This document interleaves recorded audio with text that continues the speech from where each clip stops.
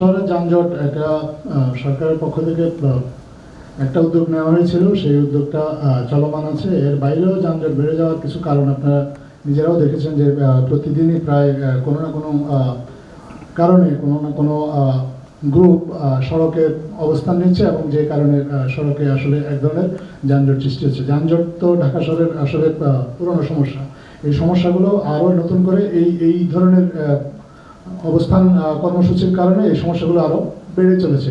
সরকার চেষ্টা করছে যে সবার দাবি দাওয়াগুলো শোনার। এটা আমরা আগেও মাননীয় প্রধান উপদেষ্টা সবার কাছে আহ্বান জানিয়েছে, আপনারা আপনাদের দাবি দাওয়াগুলো যদি নির্দিষ্ট চ্যানেলে জানান তাহলে দাবি দাওয়াগুলো সরকার শুনবে এবং সে অনুযায়ী সাধ্যমতো যদি এগুলো লজিক্যাল হয়, রেশনাল হয়, তাহলে এই বিষয়ে সমাধান দেওয়ার চেষ্টা করবে।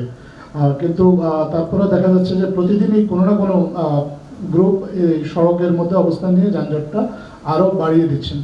তো আমরা এই বিষয়ে সবাইকে আহ্বান জানাবো, আপনারা কোনো ধরনের জনদুর্ভোগ হয় এই ধরনের কর্মসূচি থেকে আপনারা বিরত রাখবেন। আপনারা অবশ্যই আপনারা আপনাদের দাবি দাওয়াগুলো মানুষ জানাতে পারবে। মানুষের গত 15 বছর মানুষ আসলে কথা বলতে পারেনি, যে কারণে মানুষের মনে অনেক কিছু জমে আছে। এগুলো আসলে আমরা আগেও বলেছি।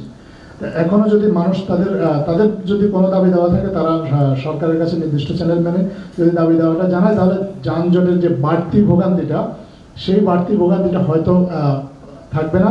আর নিয়মিত যে কাজগুলো করলে যানজট কমে আসবে বলে সরকার মনে করেছে, সেই কাজগুলো করে যাচ্ছে। আজকেও আপনি দেখেছেন যে আমরা একটা উদ্যোগ নিয়েছে, প্রায় 700 ছাত্রছাত্রীকে যদি এঙ্গেজ করে রাস্তায় ট্রাফিকের দায়িত্ব দেওয়া যায়, তাহলে ট্রাফিক সিচুয়েশনটা আরেকটু ইমপ্রুভ করবে বলে মনে করা হচ্ছে। তো এরকম কিছু পদক্ষেপ কিন্তু নিয়মিতভাবেই সরকারের পক্ষ থেকে নেওয়া হচ্ছে।